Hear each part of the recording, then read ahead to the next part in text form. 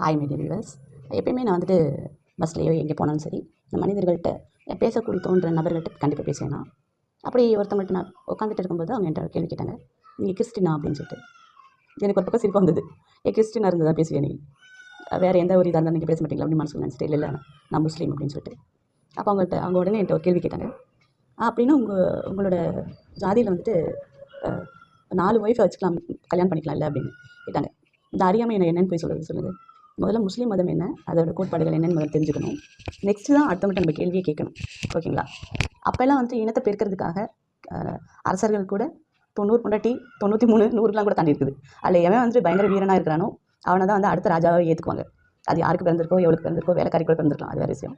இந்த மாதிரி சுச்சுவேஷன் வந்து இனத்தை பெருக்கிறதுக்காக தான் அந்த மாதிரி செஞ்சுருக்கேன். நெக்ஸ்ட் ஒன்று நபிகள் நாயகம் செஞ்சது இன்னொன்று பெரிய விஷயம் என்னென்னா, என்னால் நீங்கள் நோட் பண்ண வேண்டிய விஷயம், அவங்க வந்துட்டு முறையாக கல்யாணம் பண்ணிக்கிட்டாங்க 2 பேரை.